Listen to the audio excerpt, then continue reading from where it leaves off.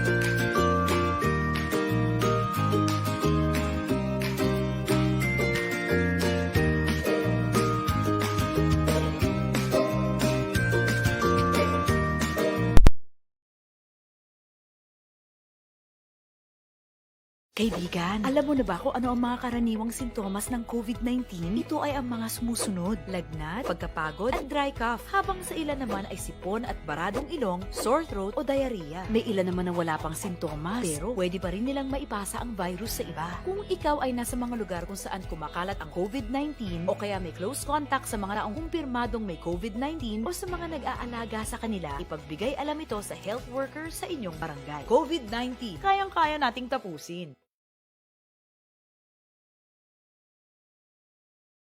Nasistress ka na ba? Nagpapanik o natatakot dahil sa COVID-19? Normal lang ang ganitong mga reaksyon sa ngayon. Pero may magagawa ka para mapagtagumpayan ang sitwasyon na ito. Ituloy lang ang pangangamusta sa mga kamag-anak at kaibigan gamit ang text, tawag o video. Tiyakin na ang mga bata ay ligtas at nasa maayos na kalagayan. Gawin sa bahay ang mga nakasanayan upang hindi mabagot o mabalisa sa panahong ito. Sa wastong pag-iingat, ang virus hindi kakalat. COVID-19, kayang-kaya nating tapusin.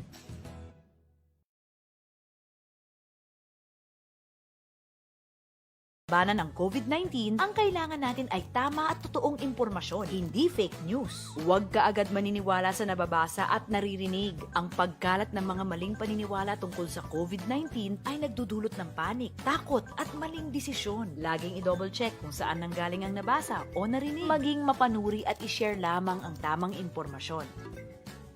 Sa wastong pag-iingat, ang virus hindi kakalat. COVID-19, kayang-kaya nating tapusin.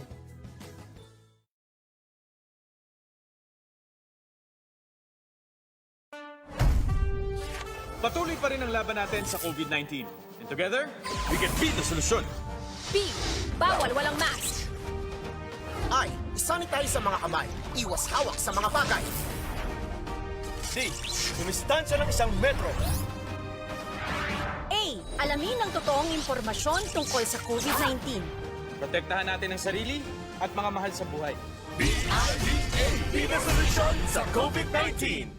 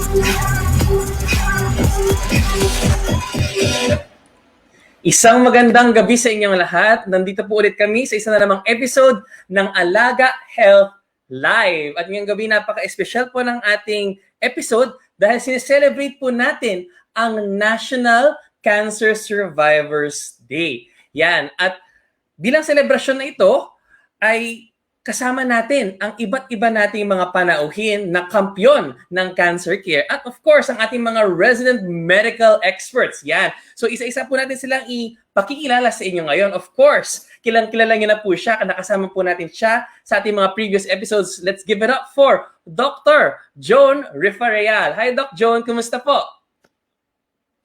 Good evening, Dr. Dex, and of course, sa lahat po. At yes, now with us tonight. Thank you for having me once again. Thank you. All right, thank you, Doc Joan. And let's now introduce our next guest.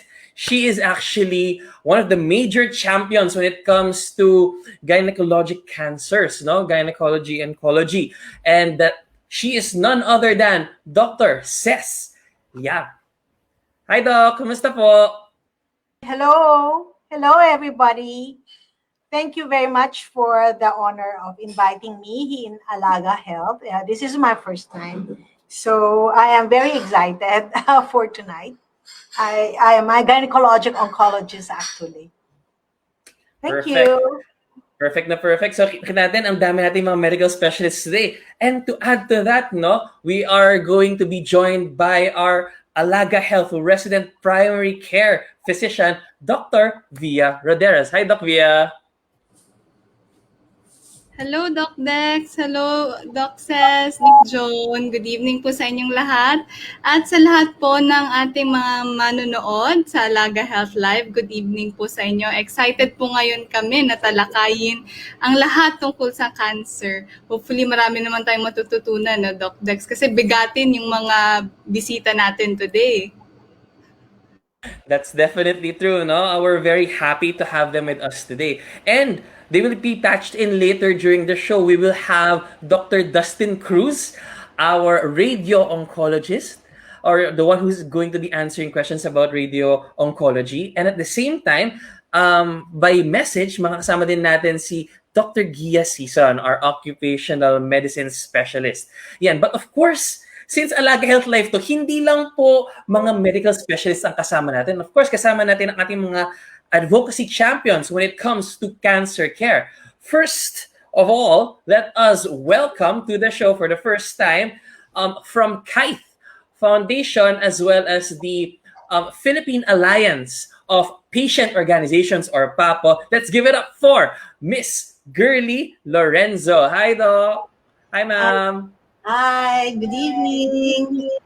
Nice to be here. Thank you for inviting me.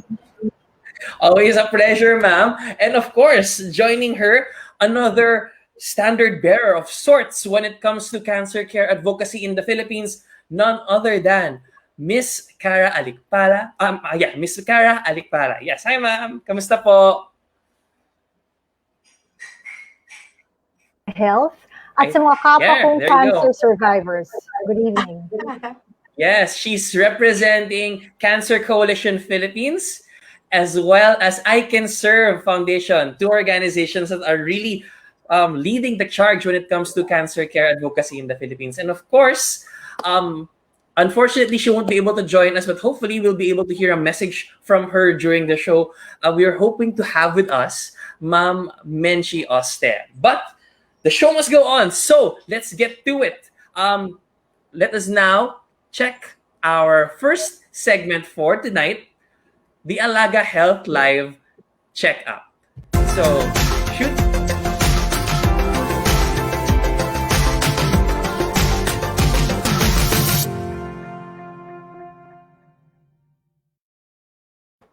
Thank you for that. So what do we do with Alaga Checkup? We're going to have a patched-in video from one of our resident physicians who is actually on duty right now but wanted to send in a quick video regarding some of the common questions pagdating sa cancer. So we'll be hearing from Dr. Dustin Cruz, radio oncology resident, and of course, hopefully he'll be able to answer some of your questions in just a little bit. So let's now play that video.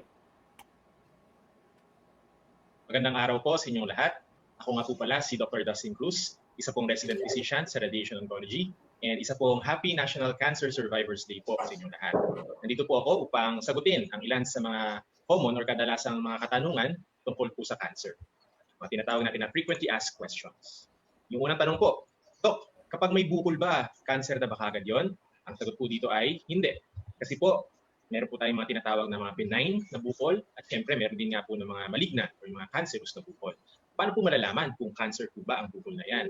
Importante po na pumunta kayo sa inyong mga doktor dahil unang-una sa lahat, importante po yung tinatawag na history and physical examination para malaman po nila kung ano po yung mga naramdaman and makita po nila kayo mismo.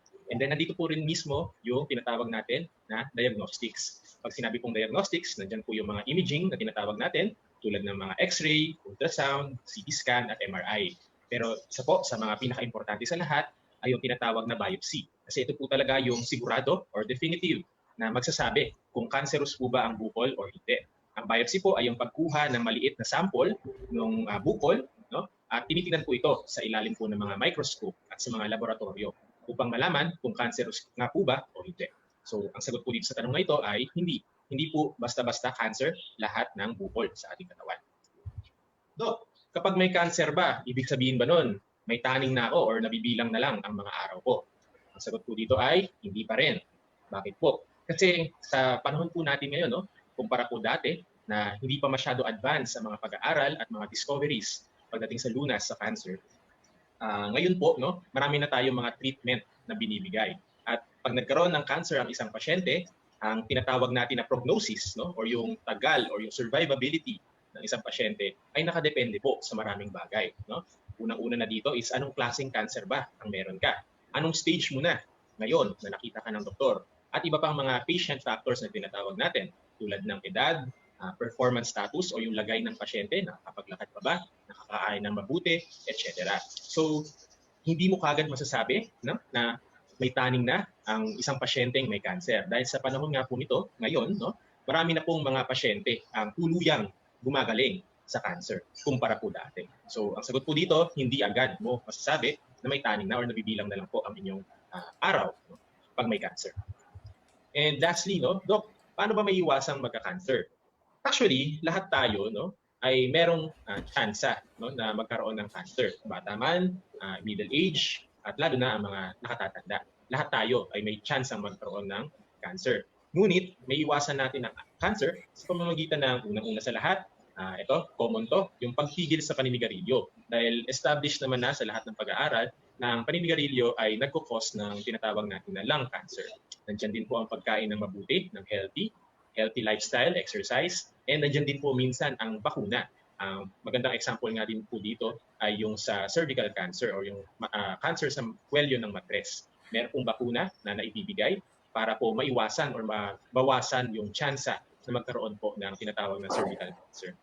And then, tulad nga ng sinabi ko po, no, lahat tayo ay may tsansa magkaroon ng cancer. Kaya importante po na lagi tayong magkonsulta agad sa mga doktor kung sa tingin nyo may bago kayong bukol na nakapa or may nararamdamang masakit. Dahil importante po, no, maliban sa ma-prevent na magkaroon ng cancer, ay ma-detect agad ang cancer. Meaning, makita agad siya, ma-diagnose agad siya na early stage pa lang. Meaning, mas madaling mabigyan ng lunas. So, yun po yung isa sa mga pinaka-importante po na mensahe na gusto naming maiparating sa aming mga pasyente. So, yun po, no, yun po yung siyam, no, na madalas na tinatanong ng mga pasyente tungkol sa cancer. At siguro bago magtapos, gusto lang po sabihin nga na lalo na sa panahon ngayon, there is hope. No? May pag-asa na po, no, ang paglunas sa cancer. Hindi tulad dati, no, na talagang pag nagka-cancer ka, masasabi na kagad, may taning ka. Ngayon po kasi ay maganda na po, no, ang mga teknolohiya at mga gamot na pwedeng ibigay sa cancer. That's why kahit na may cancer ka or ang iyong mga kamag-anak, mayroong pag-asa. Ang importante lang po ay magpakonsulta po kayo sa aming mga doktor. Muli, maraming salamat po sa inyong pakikinig. Alright. There you have it, no? Maraming salamat, Dr. Dustin Cruz. Isa po siya sa mga matalik kong kaibigan. And right now, I hope that you're able to find out a little bit more about cancer. May mga nabanggit na siyang pag-uusapan natin maya-maya lang, no? And since we're talking about cancer, definitely magkakaroon niya ng impact sa mental health natin. Kaya kasama natin dito si Dr. Joan. At may kakasama din natin dito, he'll be coming with us later, si Sunglao. Nakasama na rin po natin siya sa iba po nating episodes before. He is our resident psychologist here in Alaga Health. So, balikan natin yung mga nabanggit ni Dr. Dustin. Nabanggit niya na kanina, cervical cancer. Nababakunahan daw yon. I think perfect na perfect kasi meron tayong expert pagdating dyan. Doc Ces, anong masasabi niyo tungkol sa cervical cancer? At totoo ba na kayang-kaya talaga natin itong ma-prevent using vaccination? Ang cervical cancer ay cancer sa kwelyo ng matres. So, may ang nagsisimula yon sa maliit na lesion na madaling ma-detect. So, ang kagandahan ng cervical cancer ay ito ay isa sa mga dalawang organ sa body na alam na natin ang dahilan ng cancer. Ang dahilan ng cervical cancer ay isang infeksyon. Ang tawag doon, HPV or Human Papilloma Virus. In Tagalog, kulugo. Ang malas-malas mo naman. Nagkakulugo ka sa pepe pa. Pwede ka naman may kulugo sa mukha, sa dibdib, o kaya sa braso. Ba't naman dumpa? So, there are about 200 types of kulugo. And yung nakaka-cancer ay something like 13 to 14 types ng HPV na ito ay nakukuha sa pagtatalik.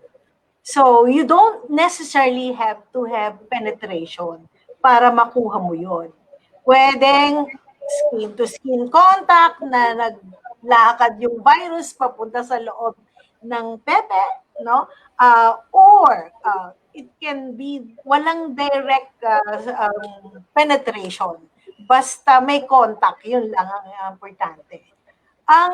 Hindi siya 100% na napoprotect ng condom.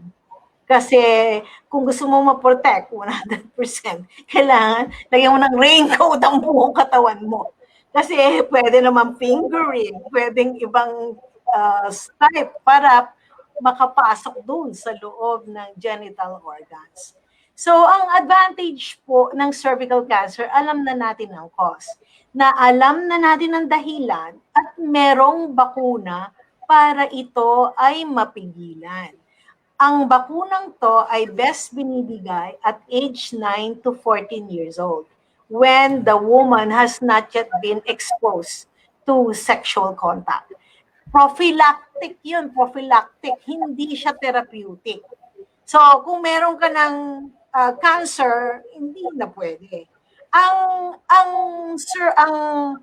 human papilloma infection takes time before it becomes cancer. Something like 5 to 15 or 20 years after you have the infection. It has to be persistent and chronic. 99.7% of the time, the cause of cervical cancer is the kulugo. So, yun talaga yun. No. So, when you have it when you're very young, your immunity naman is strong, hindi siya nalabas agad. Wala kang senyales. So, pero as the years go by, when your immunity goes down, it becomes chronic, persistent HPV infection that is oncogenic, na nagiging cancer. So, after so many years, nagiging na siyang bukol, nagkakameron ka ng signs. Pero 18% of those na may late stage, walang senyales.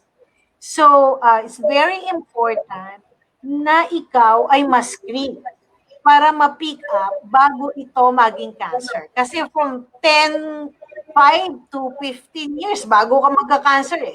So, there's a very long window of time for the doctor to be able to pick you up. So, that is, you have a screening tool. Yun yung tinatawag na pap smear. Merong acetic acid. Lalagyan ang cervix ng suka. And then if it becomes white, nakikita mo na may alarm. Tututut, para siyang pregnancy test.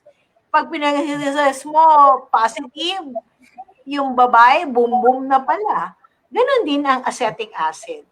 In 1 minute, pag nilagay mo yung suka dun sa cervix, it becomes white, then it's a warning.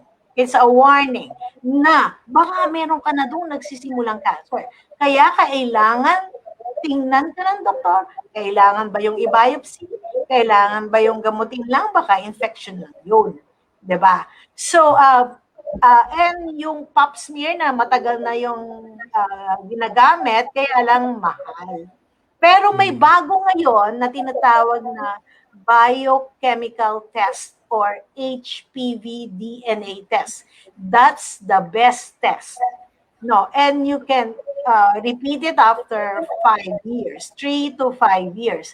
Ang problema lang nito, medyo mahal. It's available in St. Luke's at 6,000 per test.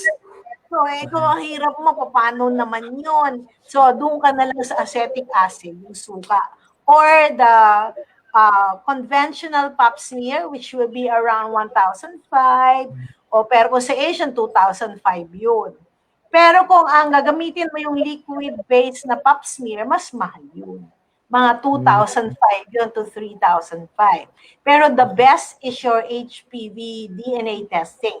And ang kagandahan ngayon, meron na tayong tinatawag na success program na recently nag-sign na ang Department of Health to collaborate with Unit Aid, Expertise France, Union of International Cancer Control, and many cancer institutes in the US, in Japan, in Brazil, and Mexico, in the consortium to test yung HPV DNA test and link it immediately with ang tawag thermal ablation. Yung parang thermal heat, ginagamit yung heat para masunog yung cervix na may pre-malignant lesion para gumaling ka agad na hindi na kumalat yung cancer.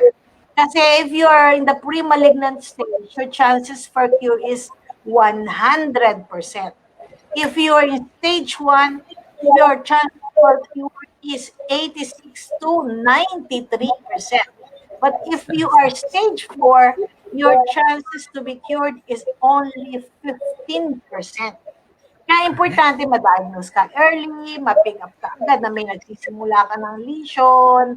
So, yun. Ang advantage, meron namang available na tool to test you immediately. Yun ang kagandahan ng cervical cancer. Na katulad ng hepatocarcinoma, alam din natin, is due to hepatitis B virus. Ganon din yung cervical cancer. So, thank you. Thank you, Doc. Sobrang comprehensive ng discussion when it comes to cervical cancer. Grabe. Kaya lahat po naman nanonood ng mga medical students, lahat po ng mga nag-aaral ng health, sana nag-notes kayo ng mabuti. Comprehensive na yan. At paalala po sa mga nanonood po natin at saka nakaabot ng sa gitna ng discussion ni Doc Ces. Yung sinasabi po ni Doc Ces na suka, professional po ang magte-testing nun. Wag po kayong kukuha ng suka sa kusina at kayo yung magte-test sa sarili nyo. Huwag po tayong ganun, ha? Always consult your health professional. Yan. Thank you for that, Doc Ces. We'll get back to you in just a bit, no? Pero may yung sa second question kasi, yung mga frequently asked questions, I think mag-agree dito sila Ma'am Cara at saka sila Ma'am Girly. Ang lagi nilang tanong, pag may cancer, may tanning na ba yung buhay? Narinig nyo na ba tong question na to in your advocacy work, Ma'am Cara and Ma'am Girly? Any thoughts po? Sige, Ma'am. Si Ma'am Cara po muna. Yan ang unang-unang nasa isip nila pag nagkasakit sila, di ba? Mabubuhay pa ba ako? Worth it pa ba dumaan sa paghihirap ng treatment, di ba? So that's the one thing kailangan ibigay mo sa pasyente kaagad, pag-asa, na yes, mabubuhay siya or him. Kailangan talaga bigyan yan. Of course, pag na-detect siya ng mas maaga, gaya ng sabi ni Dr. Llave, mas malaki ang chance na mabuhay. Pero may pag-asa talaga. Ang isa pang problema kung bakit nila tinatanong yun, kasi nag-aalala rin sila na wala silang panggastos. So pag nagbigay ka ng pag-asa at mga impormasyon kung paano magpa-detect ng maaga, sa magpapagamot, kailangan tulungan mo rin, dagdagan mo ng impormasyon tungkol sa saan pwedeng kumuha ng financial assistance. Importante magkakambal yun eh. Kasi in my experience, ang mga, let's say, babae sa breast cancer, hindi naman takot yan eh. Ano lang talaga, takot sa gastos. At saka inisip nila kung mabubuhay pa sila. So, yun lang yung dalawang pinagmumulan. But yes, you can survive. I'm proof kasi 24 years na akong survivor. So, literal living out the being a part of the National Cancer Survivors Group, Ma'am Cara. So, we're very thankful for that. Kayo po, Ma'am Girly, dami pong members ng PAPO and a lot of them are pertaining to cancer. Ano po ba yung madalas nilang nababanggit or worry nila? Kasi ang worry nga, sabi ni Ma'am Cara and sabi ni Doc Dustin, ay, naku, may taning na ba yung buhay ko? Kaya ko ba? Sabi ni Ma'am Cara, financial. Tsaka may pag-asa pa ba? Kaya Ma'am Girlie, what are the things that you usually hear na kalimitang tinatanong nila pagdating sa cancer? Oh, so tama yung sinabi ni Cara, no? So yun yung usually pag kunyari na-disclose na sa kanila ng doktor, di ba, na parang, wow, parang pasana nila, no? Nahulugan sila talaga ng mundo na parang, oh no, di ba, ano to? Tapos, alam mo, isa pang worry nila kasi ano mang may role yung media at saka yung false information na kumakalat, di ba? Kasi kunyari sa media, di ba nakikita natin sa mga drama, mga ganyan na namamatay, ang parating namamatay ang taong may cancer. So syempre sila parang kunyari wala sila mapagtanungan, di ba, na mga eksperto, ganyan, yung mga neighbors, yun ang kanilang pinaniniwalaan. Kaya importante yung mga shows na ganito, Doc Dex, kasi talagang proper information, correct information is what we really need sa mga pasyente. So yun, so tama rin si Cara, saan kukuha ng pera, di ba? So yung mga sinasabi ni Doc Ces ng mga test, ganyan, yung pumapasok sa isip ko, may PhilHealth ba dyan? Bakit hindi sagutin ng PhilHealth yan? Di ba yung mga tests na ganon? Kasi yun yung mga, makakaalis ng burden sa pasyente kung very minimal ang out-of-pocket expenses nila. At saka yung check-up, hindi sila magdadalawang isip kung alam nila na sagot, di ba? May sasagot dun sa check-up. Kasi mahirap eh. It's also about health-seeking behavior. I think we can mold that, we can change that if we are able to give ito yung mga konsulta, yung primary health benefits, ganyan, para sige magpa-check up kayo kasi hindi naman lalabas sa out-of-pocket nyo, di ba? Pa-check up kayo para mapalitan natin yung health-seeking behavior ng pasyente. Doc, dagdag. Ay, padagdag lang, Doc. Kasi nasa media rin ako broadcast journalist rin ako at saka documentary filmmaker.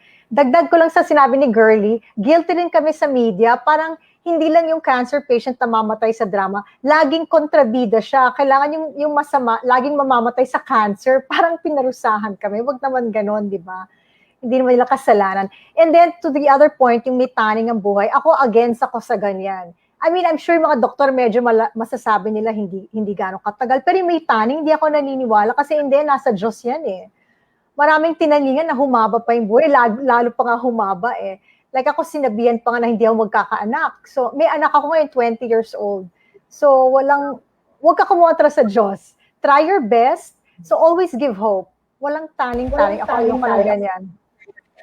That's right, Ma'am Cara. And of course, kasi nakakapanic yun, Ma'am, no? Kasi parang there's so many things in your mind na aapektuhan yung mental health mo. And I think, since nabanggit yun na rin yung media kanina, ito for sure, celebrity doctor. And of course, our resident go-to person when it comes to anything and everything when it comes to mental health. Nandito si Doc Joan Rifareal plus our psychologist, AJ. So, what are your thoughts?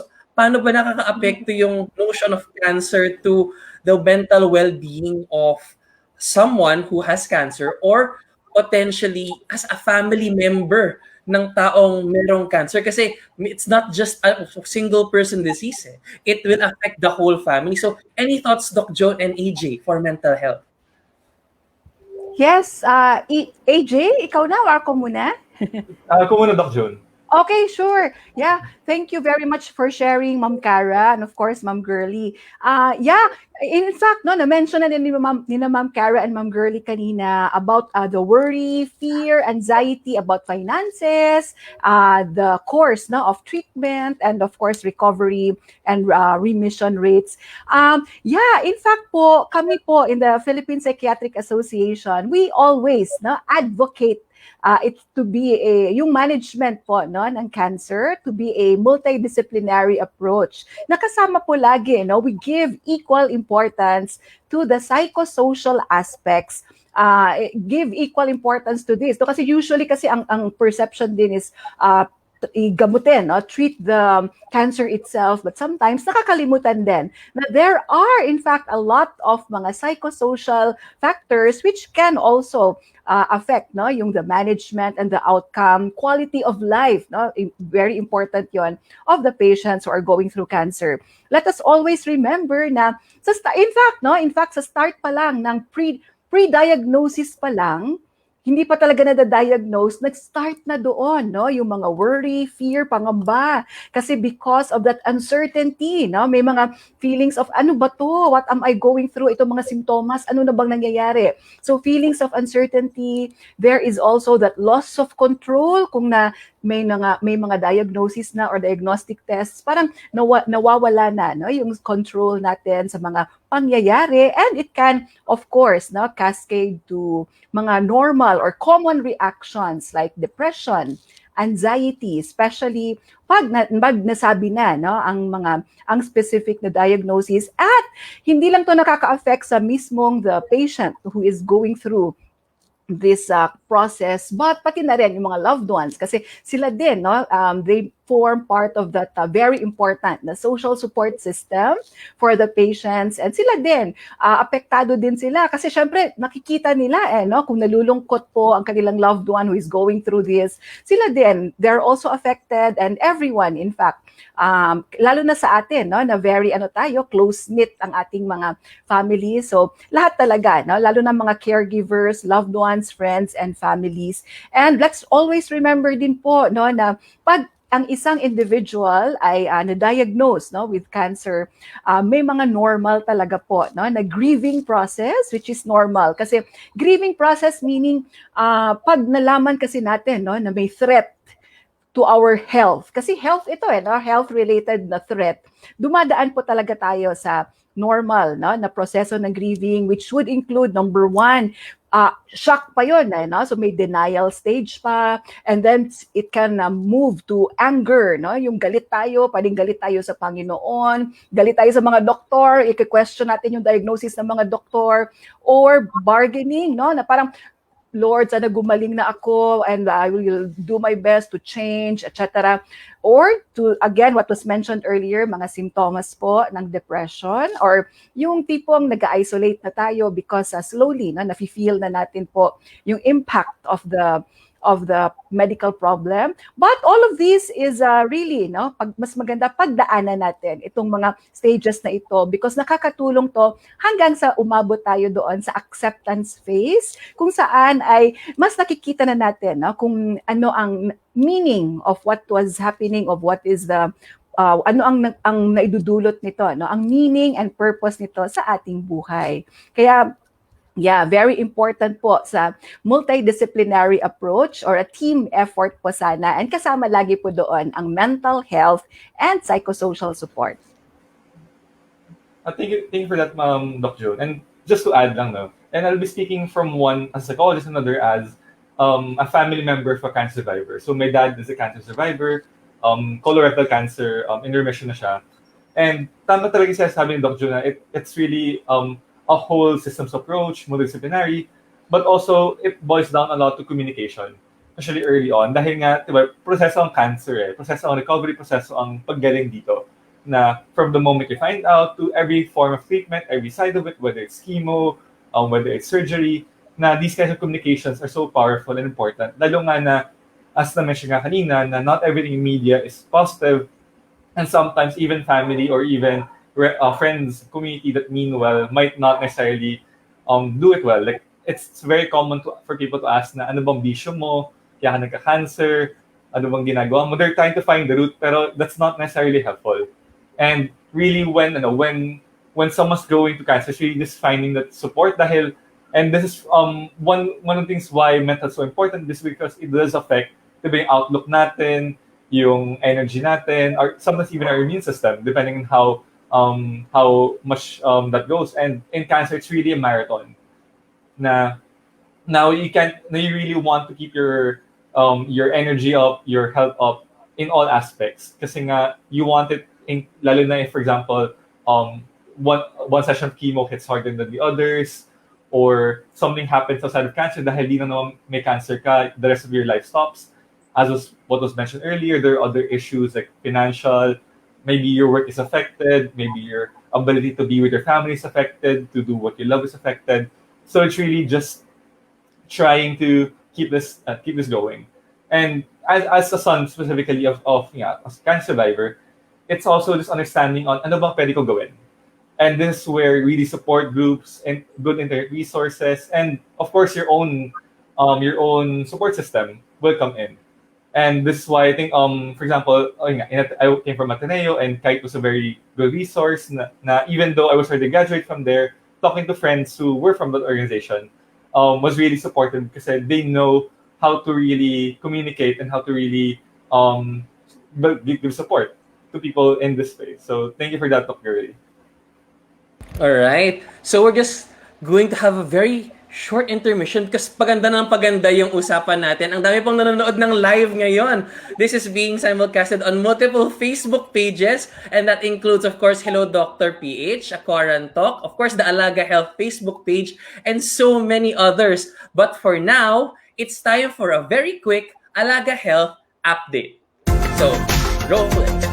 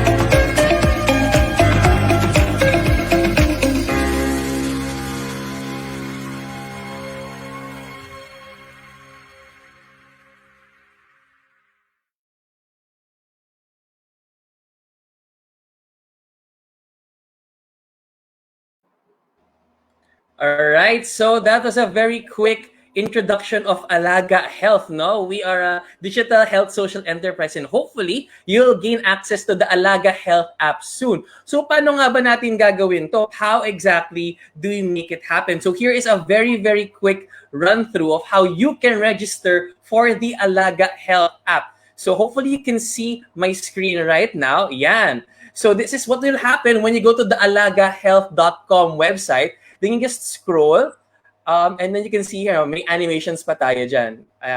The Philippines' first digital health marketplace and health service hub. Then you can check all of our supporters as well as the things that we take notice why we're working on this and all of the services that we provide. But what matters here is this one. You can actually, when you go to the website, click this one, sign up. You can click sign up and then it's going to load to the page wherein you can put in your details and register to become a part of the Alaga Health family. And it's going to be very easy. You just have to pick if you're going to be coming in as a patient, as a partner, or a health professional, or if you own a clinic or a health business, you can register here. It is going to be one big marketplace all for you. So yun lamang po, para alam nyo, parating na po ang Alaga Health app the end of June. So hopefully, we'll keep giving you updates every week and you'll be able to register already as part of the Alaga Health family. So again, that's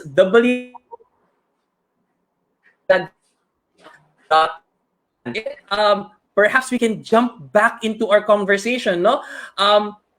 Right now, we have talked about so many things about cancer, the impact. To ask, what are your major tips when it comes to managing those who are concerned about either one, if they have cancer, or two, how to better manage their cancer. This is an open question. Kasama natin si Dr. Gia Roderos, our primary care physician, sila Doc Joan, Doc Cecil, even sila Ma'am Cara and Ma'am Girlie. What are the things that you can tell everyone who might be having qualms about their status about cancer? Sige, maybe we can go with Doc go Gia ahead muna. before we listen to our bigatin our bigatin bisita for this evening, no? So, Go ahead, Doc Gia. thank you for that question, Doc Dex, no? And actually, personally, I have been in the full spectrum of someone who had a close family member, a loved one who survived cancer, a family member who died of cancer, and family members who are scared of having cancer because of all the things that had happened. One of the things that I would usually advise patients who would experience from the pre-diagnosis period until the time that they are receiving treatment or they see loved ones receiving treatment is the importance of support for the family member, because when one family member has cancer, is diagnosed with cancer, everyone is involved. And I have seen that when I was a little girl. I still have seen that when I became a doctor already. And I have seen that in the side of someone who provides care for these patients. No, it is always important to give support to those who are undergoing the experience. So not only financial, but also, sabi nga ni Dr. Joan, mental health support, psychosocial support. And of course, we err also to the side of prevention doon sa mga loved ones then who are very much involved in the care of our patients. No? Because sabi nga ni Dr. Llave, there are cancers that are preventable, especially since we have technologies that are very much available with us right now, no? So it is very important to be informed, no, and to always ask your health professionals regarding your risks, no? Kung may risk ka ba ng cancer, especially those who have, for example, a family member who has breast cancer. Importante po ang screening for that, no? Because that way we can actually prevent, no, a risk or minimize a risk of having cancer or actually acquiring the disease. And also, equally important, yung mga support groups natin, nandyan po ang PAPO and the group of Ma'am Cara for us to be able to seek help. Kasi yung help is not just medical. Help can also be through the support of our community, especially those who champion and advocate for the rights of patients who have cancer, because they do not only advocate for cancer patients, but they also advocate for the loved ones who are fighting with the patient. So it is very important to be informed po regarding prevention and what support is available. All right. Thank you for that, Doc Via, no? Let's get the input of everyone else, both our experts and our special advocacy champions, no? And of course, to everyone watching, never forget you can keep asking questions in our comment section. Our experts will be answering them even after the show. And if you want, we can answer them live. So send in your questions now. So back to the question, any particular tips on how to address these cancer concerns po? So maybe we can go to Doc Ces Llave and then sina Doc Joan and sina Ma'am Cara after. So, napakaganda nga ng sinabi ni Dr. Via na very important talaga is prevention is better than cure. And alam natin din na ang cancer ay pwedeng ma-prevent with healthy lifestyle and vaccination din, no? At alam din natin na pwede kang gumaling, but you should be diagnosed very early. Kasi otherwise, if you're diagnosed very late, nothing much can be done about it.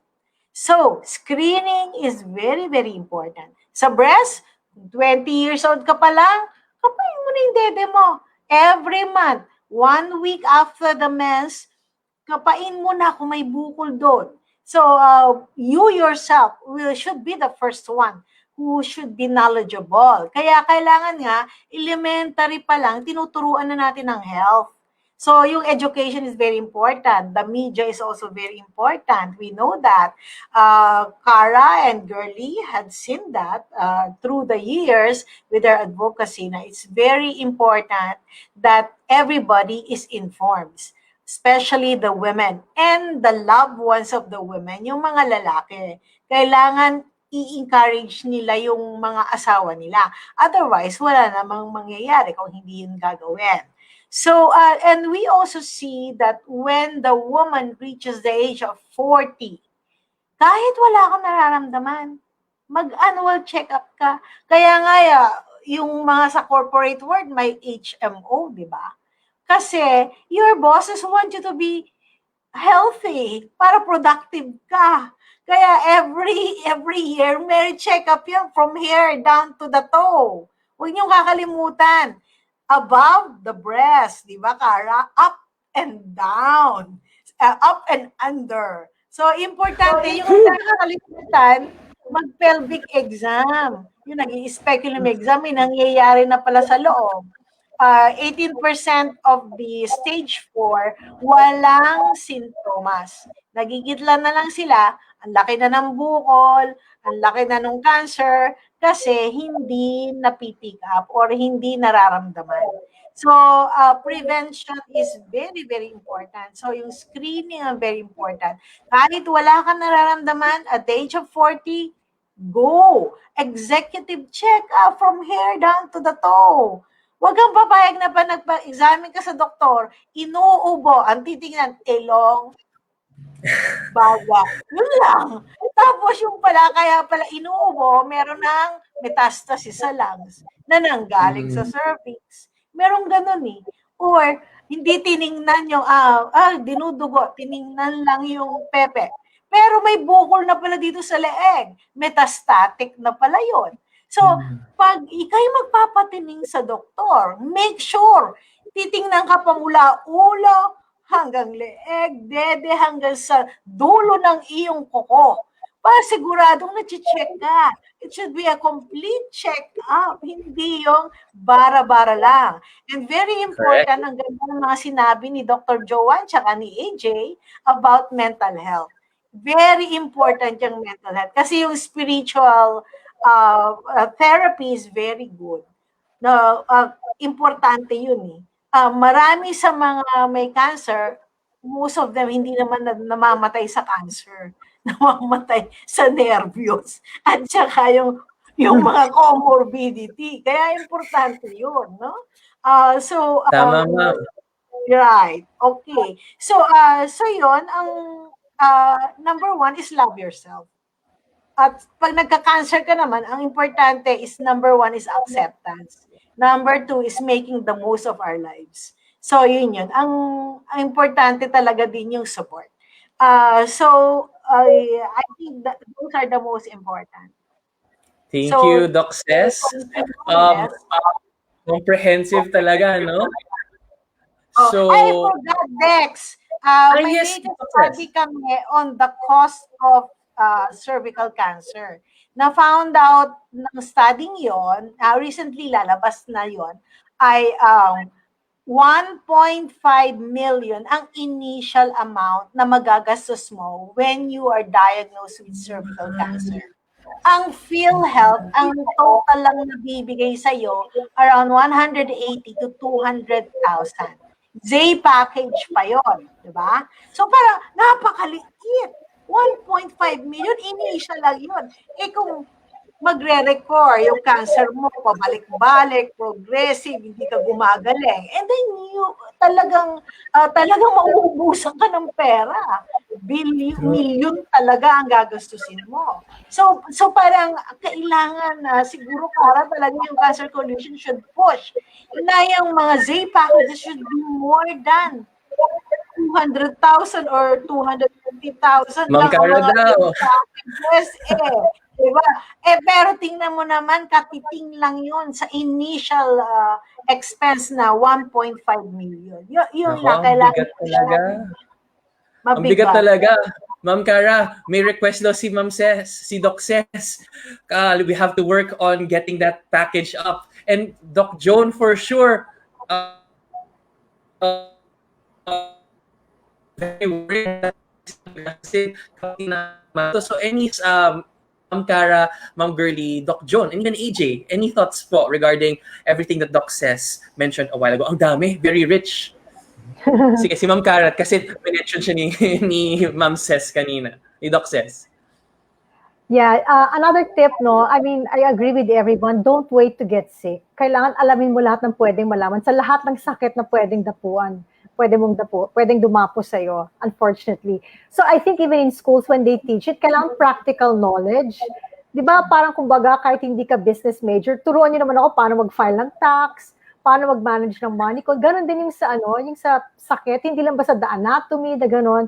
Parang how to really stay healthy, how to prevent, and know your history. Ano ba yung, ano yung mga sakit sa history niyo because you might have inclinations to also have that disease. Alam mo yung tapang natin, yung mga Pinoy matapang at very proactive, hindi sa health. Pero pagdating sa pagkukulay ng buhok, pagpapa-whitening, kahit may pandemic, di ba, the moment nalitang ECQ, ang tapang nila, di ba, nagpapaderma at nagpupunta sa salon. Sana ganun din sa health nila, di ba? At saka, pag-ipunan na rin nila, unfortunately, mahal ito. So, please make sure you have PhilHealth, make sure you have your own HMO as well, kasi hindi mo maiiwasan, magkakasakit talaga sometime in your lifetime. And whatever vaccines are available for any disease, take it to lower your risk. No? Talagang you're up against something very formidable. Feeling ko nga, pag may nagkasakit at ang laki ng financial catastrophe, parang feeling ko 2 or 3 generations affected dyan sa mga utang mo eh. So, ang laking bagay. And yeah, kami sa Cancer Coalition, sa ICanServe, even sa PAPO, I'm also a member of PAPO, lagi kaming nangungulit sa mga mambabatas at sa DOH. Ang kulit namin, don't worry, Doc. Kontrabida na nga kami. Pero talagang hindi kami, humuhumpay. Kasi importante talagang sa mga pangangailangan ng pasyente. And the pandemic is not an excuse. We have to be, I absolutely agree. We have to prioritize health. Kasi kung hindi kayo healthy, walang mangyayari. The economy will collapse. You won't have productive individuals. You can't even earn money for the country. You won't have very, citizens who can really build a nation. That's true. Ma'am Girly, anything to add po? For sure, napakarami nating nasagap na information tonight. Anything to add po, Ma'am Girly, given your knowledge of so many patient groups? Oo, I will zero in on yung smoking. Kasi tayo, Dex, part tayo ng Healthy Philippines Alliance, di ba? Pinaglalaban natin ngayon yan. Kasi merong parang may ginagawa sila ngayon sa Congress na parang may nangyayari. So, ang sasabihin ko lang, let's advocate, di ba? Kasi yung mga bata na nakikinig sa atin ngayon, be advocates for healthy lifestyle.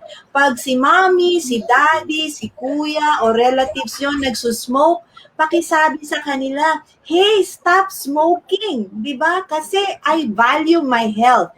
Kasi pag nanggaling sa bata, parang, bakit niya alam yun?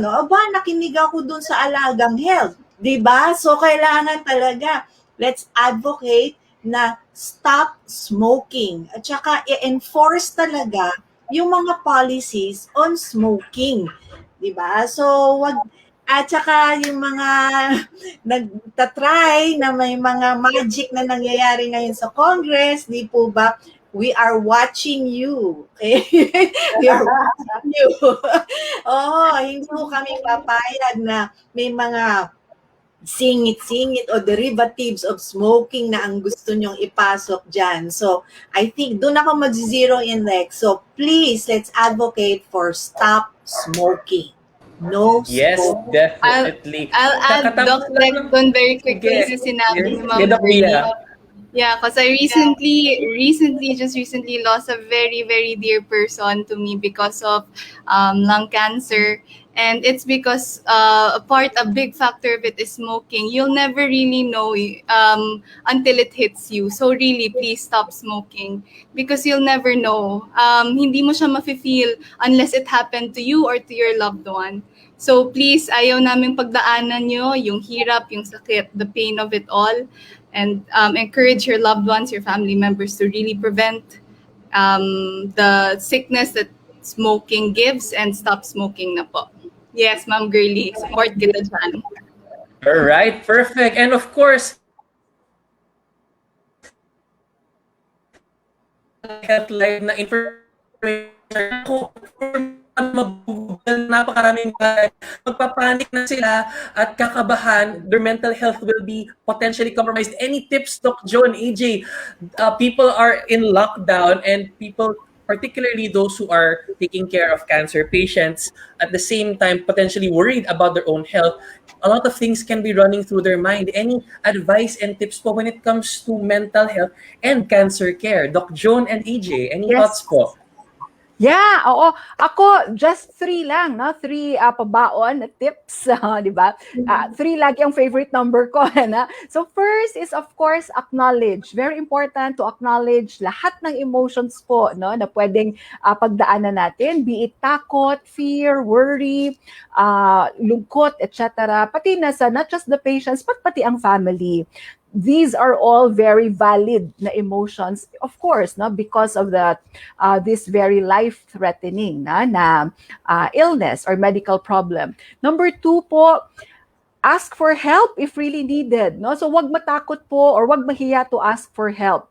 It doesn't mean na it's a sign of a weakness of one's character. Pag tayo po ay nag-ask ng tulong, no, kung tayo ay caregiver and we feel na parang nabu-burnout na tayo or parang hirap na tayo to nagiging irritable na tayo pag minsan, no, kasi nga tayo lang ang designated na caregiver, then let's ask for help. I'm sure more than willing ang ating mga pamilya, members of the family to help out. And number 3, huwag kalimutan po na despite all of this, let us continue to remain hopeful and positive. Yun po ang important, na hindi tayo nag-iisa.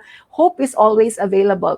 Hope po ito, meaning it extends beyond yung about the recovery, etc. But hope, no, na it can bring itong experience, itong journey natin through this medical problem is magbibigay sa atin ng peace, more meaning to our lives, at mas maintindihan natin, mas magiging magkakaroon din tayo ng peace of mind and comfort, na, and we can also be an inspiration doon sa ibang mga patients din po or family members who are also going through this. So yun po ang important, na through all of the journey, marami po tayong natutulungan pa rin in a way through the inspiration.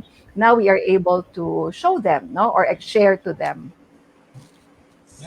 Siguro dadagdag ko lang doon, Doc Joan, na statistically kasi tumaas talaga ang hesitancy na magpa-check up ngayong panahon ng pandemya. And this is actually very important, lalo na with cancer, dahil some cancers are more aggressive than others.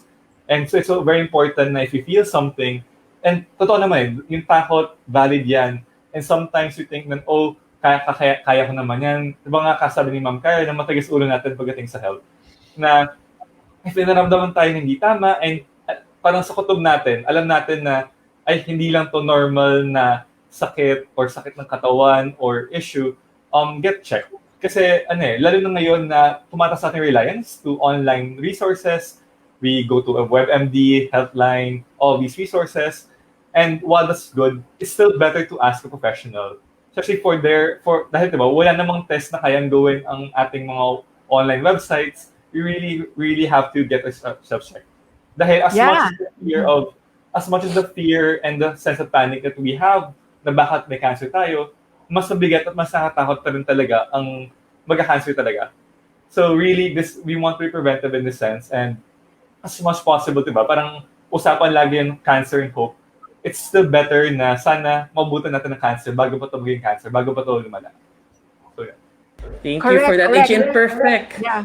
I agree.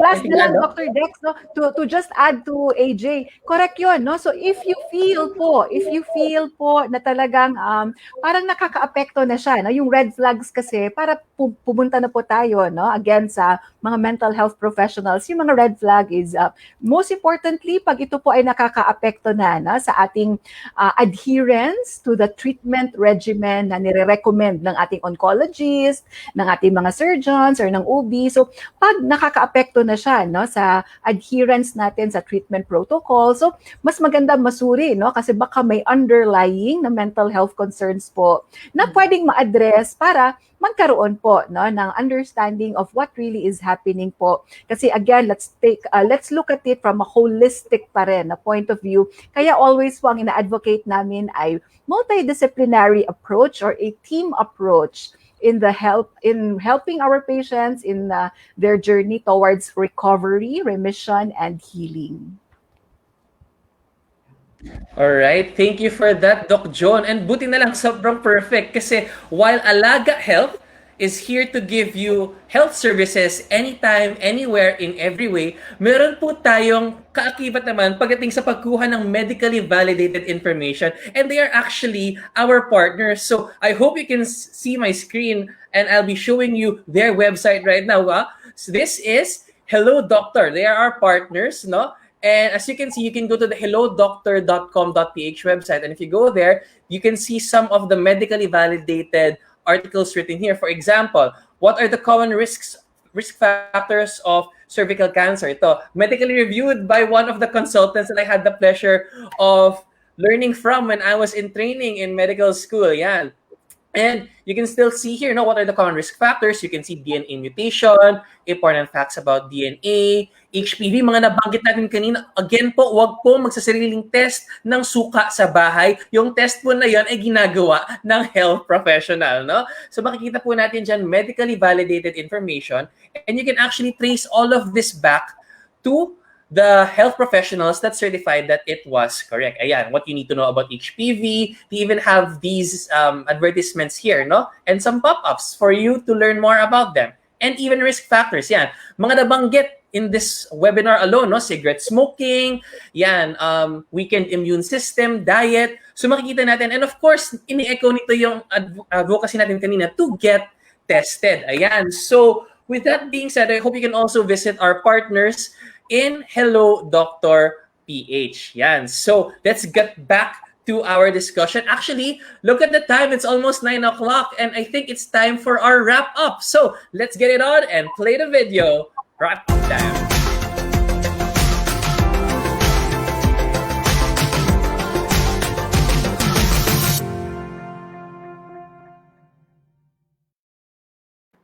All right, it's time for the wrap app. Yeah, if you're noticing, we're using the word app, no, because Alaga Health app is coming out very, very soon. So as part of our wrap up, I'd like to request all of our guests in one beautifully constructed sentence. Ano po ang huling masasabi nyo o payo nyo sa ating mga viewers ngayon? O kaya naman, kung may gusto kayong i-plug na upcoming event or test or screening, please do so. I'll go around the room and ask everyone. Okay, buena mano na tayo. Doc Via, any thoughts? Final words. So it's really a challenge, no? Just a one-liner, no?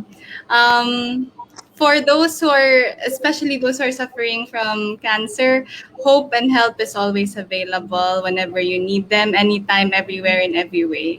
So hopefully you're able to learn a lot from this talk, from our sharing, and I myself was able to learn from our health professionals and our champions as well, and we'd like to thank them for gracing our online event, no? And we really hope that this platform or yung mga conversations like this will continue, kasi kailangan talaga, with my experience before, not knowing about cancer, when I first learned about it, hindi ko alam walang ganitong platform. So first of all, thank you dun sa mga health professionals natin and to our champions. And hopefully, Alaga Health, you're able to continue doing something like this in the future.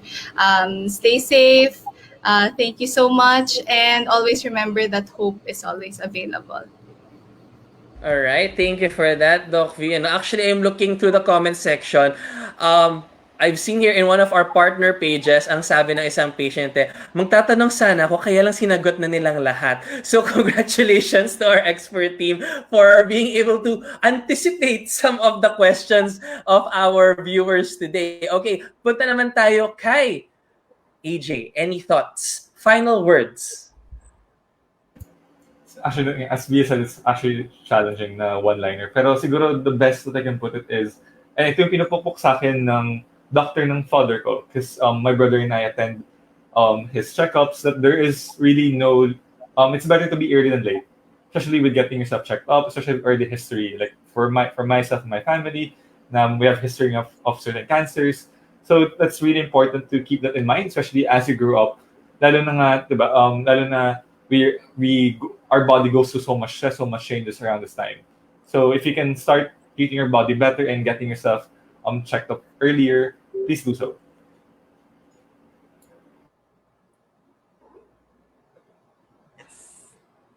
Okay, thank you for AJ. And definitely agree, no? It's better to be early.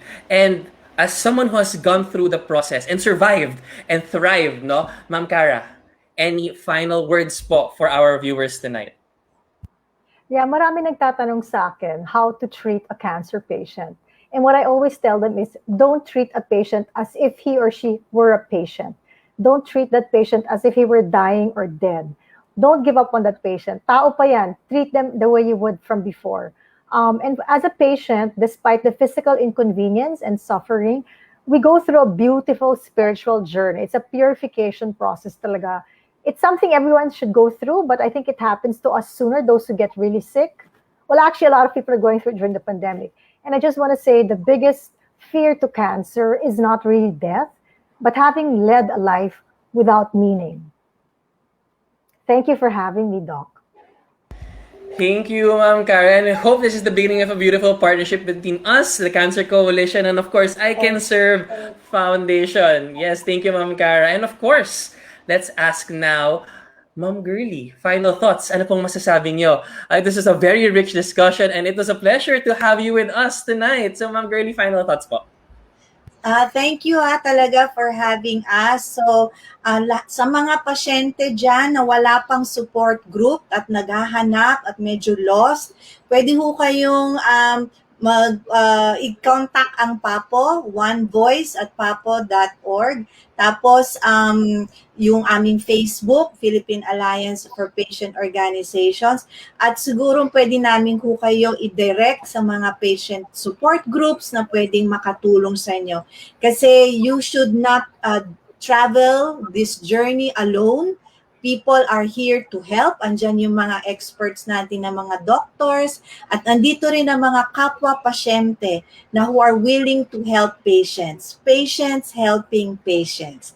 So tapos Sir Dex, Doc Dex, gusto lang i-plug yung Bakuna Now Na campaign ng PAPO. Tinutulungan ho namin ng Department of Health sa mga A3, yung mga may comorbidities na talagang we are encouraging you to get vaccinated. So we have a launch campaign on June 8 and you'll hear more about it. Bakuna Now Na. Salamat po, Doc Dex. All right, Bakuna Now Na. Let's all join Papo in that advocacy. Hopefully, we could reach herd immunity sooner rather than later. So now let's go on and ask for the final words of Doc Joan. Any final words, Doc Joan? Yeah. Oo. Challenging lang kasi one-liner lang. So, ang one-liner ko is, I want to emphasize lang yung sinasabi ng World Health Organization that there is no health without mental health. So in fact po, sa itong mga medical concerns for cancer and of course other medical concerns or problems po, hindi lang po tayo magfo-focus sa treatment of the cancer itself, in the physical aspect, but let's always remember to treat the totality, the totality of the individual. And of course, kasama na rin doon yung social health and well-being, meaning wag natin kalimutan to strengthen the social support system available for our patient. So, yun po ang aking paalala. So, again, there's no health without mental health. All right. Thank you very much, Doc Joan. Always a pleasure to hear your tips when it comes to taking care of our mental health. And last, of course, but definitely not the least, Doc Ces Llave, any final words po, especially that nakaroon tayo ng masterclass when it comes to cervical cancer tonight. So any final words, Doctora? Yun nga, mahirap pumili ng isang word, but I'd rather say na number one, you have to love yourself. And by loving yourself, you have to take care of your body. And, isa lang ang buhay natin and it's short. So you have to give your best. Cherish every moment. And when you love yourself so much, you will love more the others and you are going to share that love. So it's very important that you are healthy, happy, and safe. So with that, thank you very much. Ang nakakaaliw ang inyong Alaga Health. Okay. I commend you for this. This is very good. Maraming salamat po, Doc Ces. And look at the time. It's 9 o'clock. We're about to close muli. Maraming salamat po sa ating mga doktor, health professionals, mga partners galing sa Kythe Foundation, Philippine Alliance of Patient Organizations, Cancer Coalition in the Philippines, ICanServe Foundation, and Cancer Warriors Foundation na nag-advocate kasama natin. And of course, special thanks to Hello Dr. PH and Quarant Talk Media for helping make this happen. Kita-kita po tayo ulit sa susunod na Sabado para sa isa na namang oras ng libreng konsultasyon at masayang usapan dito lamang po sa Alaga Health Live. And next week, mga kabataan